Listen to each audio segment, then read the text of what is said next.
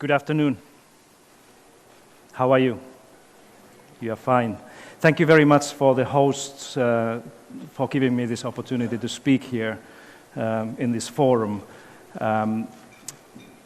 Let me start by asking you to join me for a trip.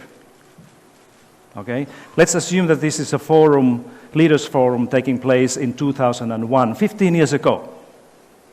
Okay, so we are living now year 2001, and you see somebody here standing from Finland. I come from Finland, and I am your very wealthy uncle that you didn't know exists, but here I am. And I'm so wealthy that I can promise you something. I can take each of you anywhere in the world for a week in business class travel and 5-star hotel if you justify me your travel by saying that if I go that place for a week, I'm likely to find inspiration, innovation, and good ideas for improving education here at home. Okay? So I'm going to send you anywhere you want for a week, but you have to justify me why this place would be good for your educational thinking. Think about this for a moment. 15 years ago, world was very different. You probably are thinking about places like England, or the United States, Australia, maybe Germany. Some of you probably would like to go to France. Is there anybody in this room who would have gone to Finland? Raise your hand up if you wanted to go to Finland 15 years ago. That's the right answer, because nobody knew where Finland was 15 years ago.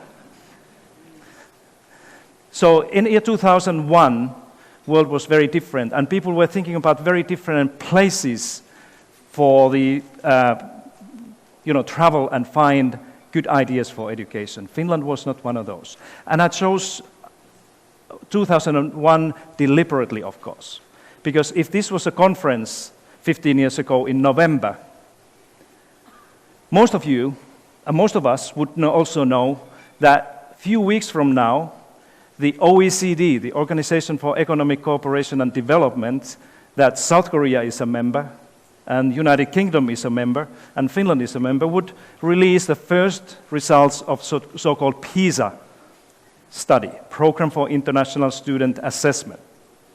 Have you heard about PISA? Most people in Korea have heard about PISA. And there would have been, in a forum like this, a lot of speculation about who will be the winners, who will do very well in this first study ever. And there were many candidates. United Kingdom was one of those. Germany was the other. And everybody thought that it must be Sweden. Or maybe Japan.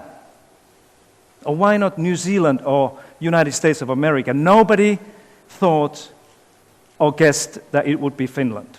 Not even in my country, back home. We thought that we will be there somewhere in the middle. And that would have been quite good.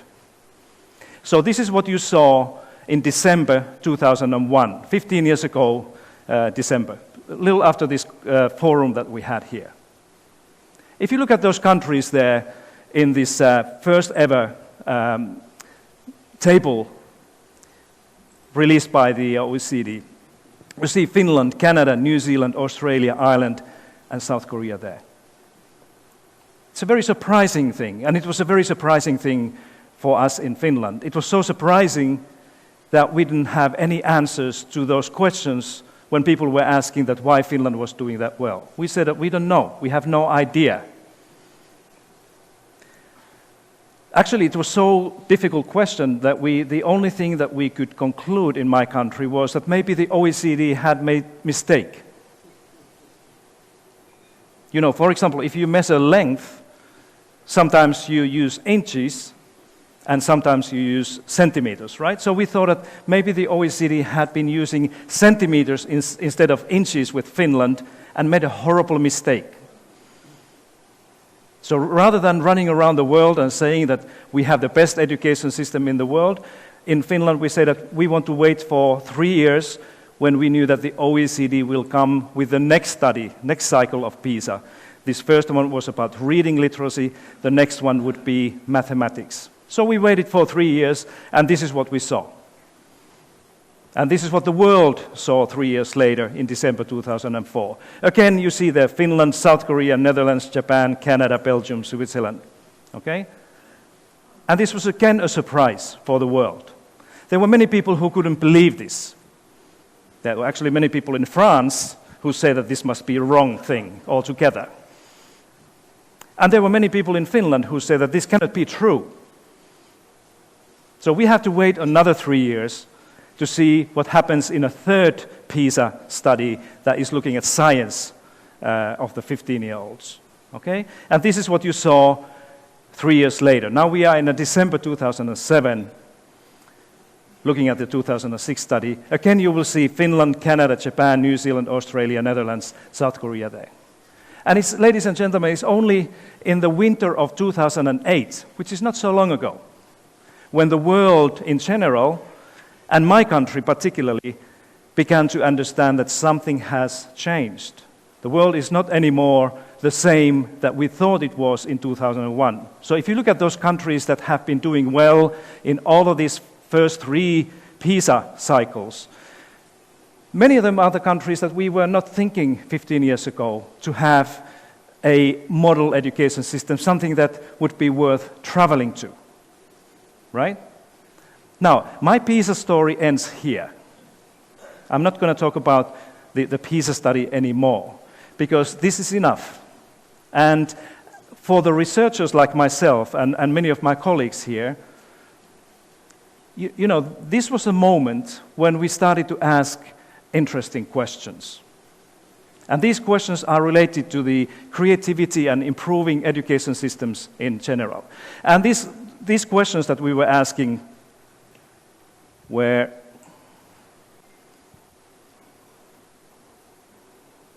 should be here. Excuse me.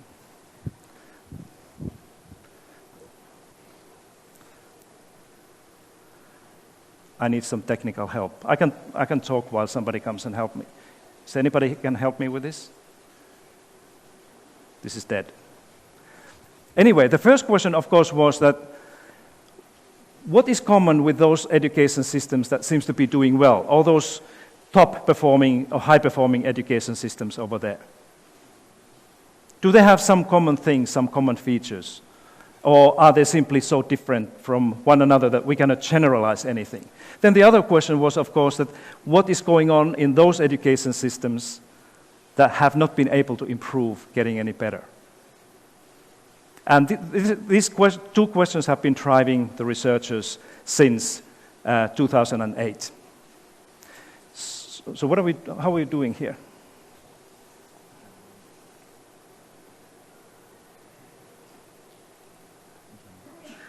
Seems like we are not doing very well.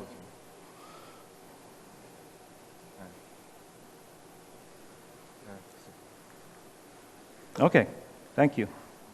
Okay, let me speak a little bit about these 2 things, because this is important. Let's look at the red circle first. So these are the education systems where things have not been improving. United Kingdom is one of those.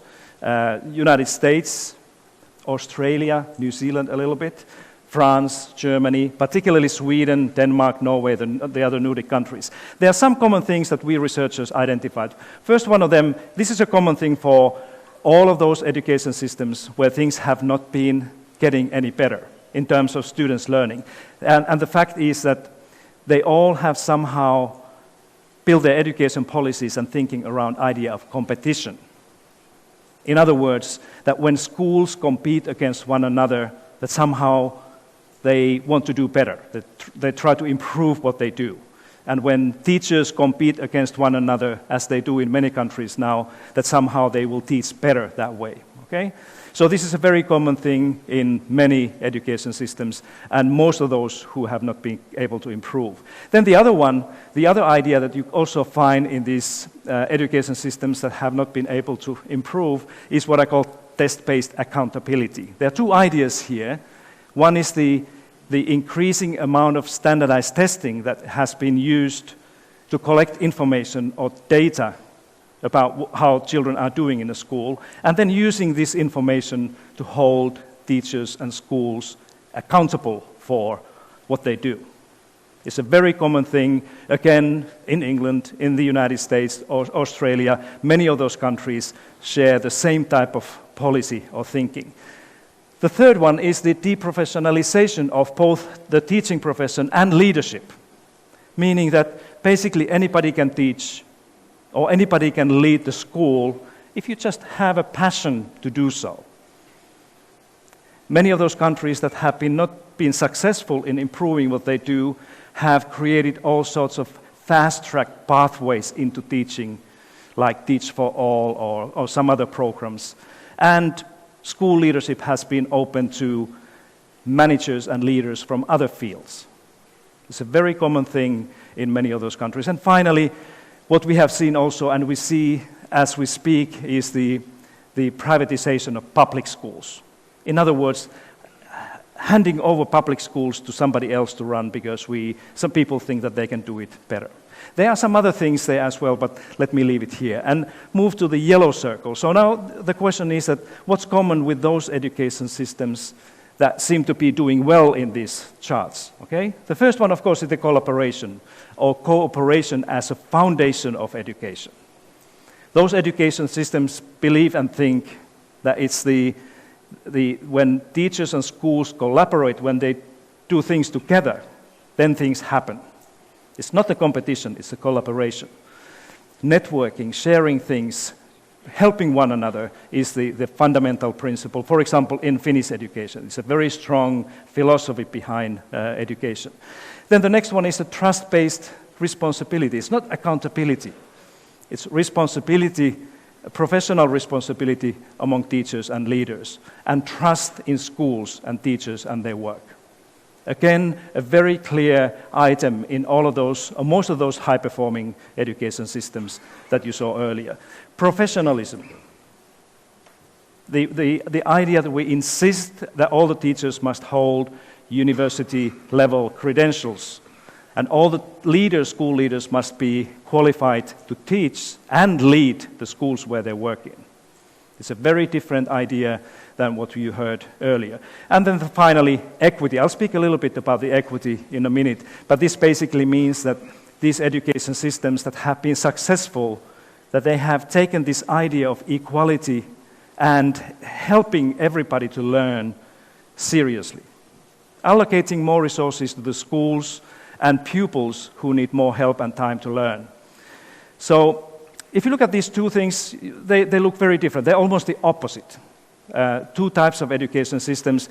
The other ones, you could almost see that this is somehow an idea of standardization. These education systems have been standardized to do many things, certain things, whereas the other one, this yellow one, is more about designing a customized or creativity-based education systems. And this is where we are very, very different throughout the world.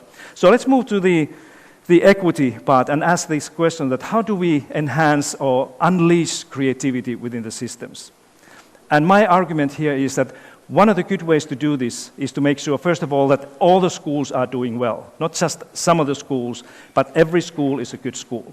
Then we can see creativity there in the place. So I'm going to show you some data now that we can only now do when this is 2016, because we have the OECD data available that allows us to compare education systems like South Korea and Finland and United Kingdom and many others. But now I'm going to do it in a little bit different way. I'm going to use two variables here. In the horizontal line, you will see equity. In other words, what is the link between students' performance in a school and their family background? Okay? So if you have an education system where this link is very strong, in other words, if children's family background explains a great amount of their performance or learning in school, then we're talking about education systems with less equity. Okay? And if the link is weaker, then there's more equity in the system. Do you understand? You with me? That's the horizontal line. And then the vertical line is simply combination of reading, math, and science scores.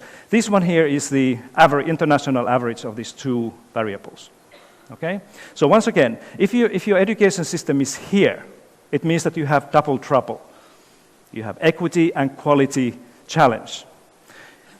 If your education system is up there, it means that you have strong learning outcomes, but you have an issue with equity, right? If you are there, it means that you have strong equity in your system, but your trouble is with the lower than average learning outcomes. And this is the green zone where everybody would like to be. This is where everybody today is aiming at, having a system where equity and quality of learning outcomes happen simultaneously. Okay, let me take this away. Now, just to test your understanding of this graph, where do you think South Korea is? Just think about it. Keep your eyes there in this graph where you think of your own education system and United Kingdom here with my colleagues. Okay? So most of the people in South Korea, you know where you are, right? You are over there. This is one of the systems that is doing very, very well according to the OECD data. Actually, South Korea is doing so well that I call it that South Korea is in heaven. It's an educational heaven because you are one of those very few education systems where equity and quality meet. But remember, we are just looking at equity and quality, nothing else. Well-being and happiness is quite another thing. It's not included here. Okay, and this is where the United States is. Many people are surprised to see America very close to the average. This is where the United Kingdom is, again, very close to the average. And Australia, sometimes people say that if you only speak one language in your country, you're average. But that's not true, because there are many others. But look at Canada. Canada is another one of those heavenly education systems. Canada is doing very, very well. Strong equity, high learning outcomes. These are the other OECD countries, and you will find something interesting here. You will see that these flags of the OECD education systems are not all over the place. They are somehow nicely going around the line from left down to the right up, right? So, which means that there's a correlation. Remember that correlation is not causation. So we cannot say anything about what is causing the other variable. But we know that there's a correlation, seems to be with this image. Actually, the correlation is so clear that you can almost draw a kind of a stairway. Remember the song Stairway to Heaven?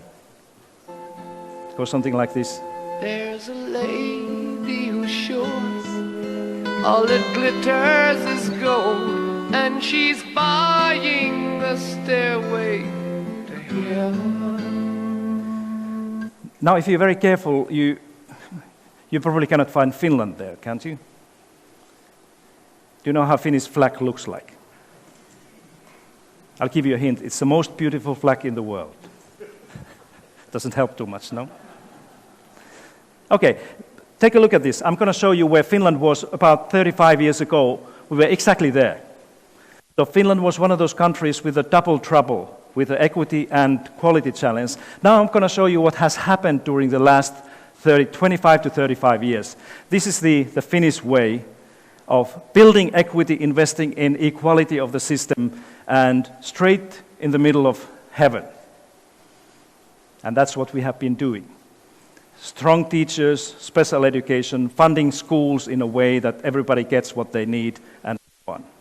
So these are some of those Southeast Asian education systems that many people envy. Shanghai, very strong, but problem with equity. Singapore doing very well, but again, equity challenge.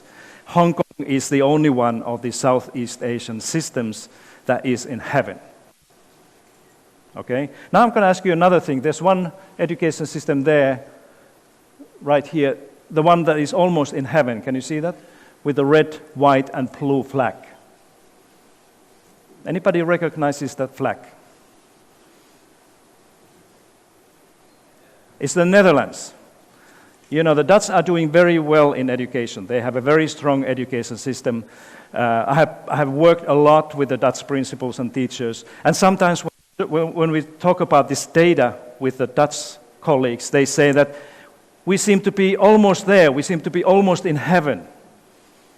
And the other day, somebody told me that in the Netherlands, that we are like knocking on heaven's door. Remember this song, guys? Do you want to sing along a little bit? Oh yeah, let's go. Now you can sing with me, okay? Let's see how it goes. Sing, this is a creative moment. Knock, knock, knocking on heaven's door. Everybody, come on. Knock, knock, knocking on heaven's door. Raise your hand, beautiful. Everybody. Knock, knock, knocking on heaven's door. Raise both of your hands, people. One more time, loudly. Knock, knock, knocking on heaven's door. Wow. I love you, people. I love you. It's beautiful. Okay, now remember this, that what the OECD is concluding, and now I'm coming to my conclusion here, is that the highest performing education systems are those that combine these two things simultaneously, excellence or quality and equity. We have to pay attention to both of those, and you have to pay attention to both of those things here in Korea if you want to maintain, if you want to stay in heaven. There are many countries who want to come there, so you have to work hard to be there.